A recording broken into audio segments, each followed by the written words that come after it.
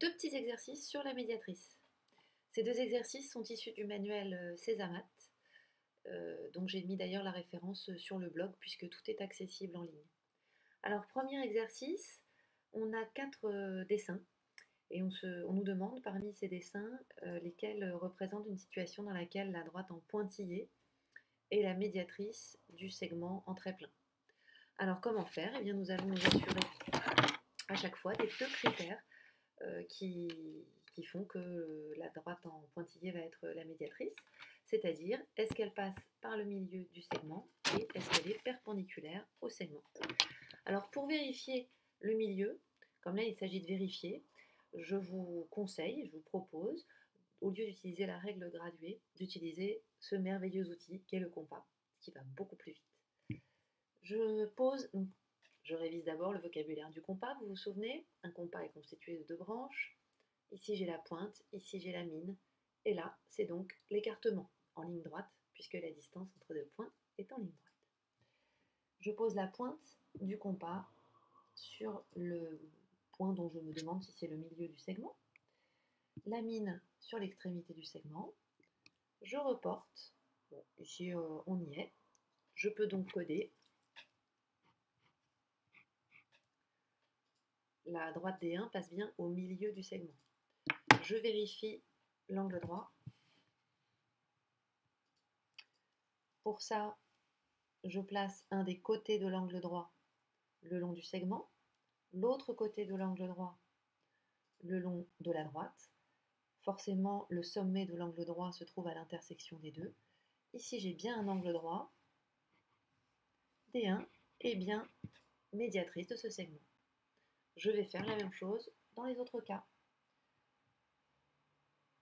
Alors ici, vous voyez que si je reporte la longueur, eh bien ça ne va pas. Donc c'est pas la peine que je cherche à vérifier l'angle droit, puisque de toute façon, une des deux conditions nécessaires pour avoir la droite des deux médiatrices du segment qui est tracé n'est pas vérifiée. Donc c'est fichu pour elle. Je procède de la même façon ici. Hop. Ça ne va pas. Non, non, non, non, non. Et puis enfin, là. Alors ici, pour le milieu, c'est bon. Je fais attention à nouveau, vu que je suis sur la même feuille, je ne remets pas deux traits. Je mets un autre codage pour que ça ne rende pas les choses confuses. Qu'est-ce que vous en pensez? Bon, je trouve ça pas mal. Alors oui, et voilà. Deuxième exercice que nous avons regardé ensemble ce matin. Alors cette fois, nous ne sommes pas sur le même type d'exercice.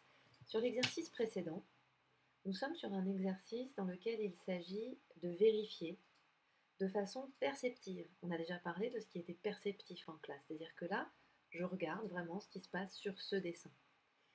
Ici, on change de registre. Il s'agit d'autre chose parce que cette fois, ces dessins sont codés.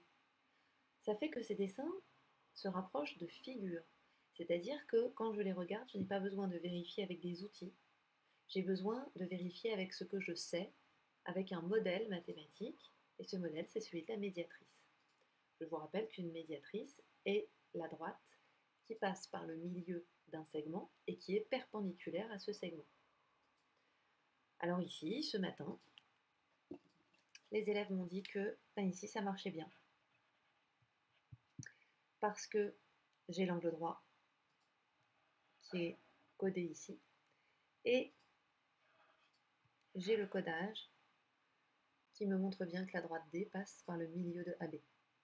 Ici, c'est pas mal parti au départ. J'ai le codage du milieu, mais je n'ai pas le codage de l'angle droit.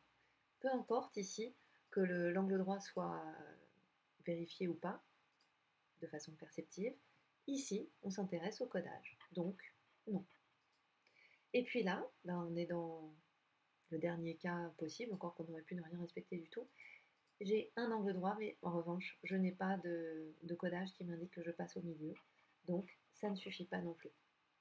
Ces deux exercices sont surtout importants pour que vous compreniez la différence entre les deux. Sur le premier, c'est la compétence représentée. Sur le deuxième, c'est davantage la compétence modélisée.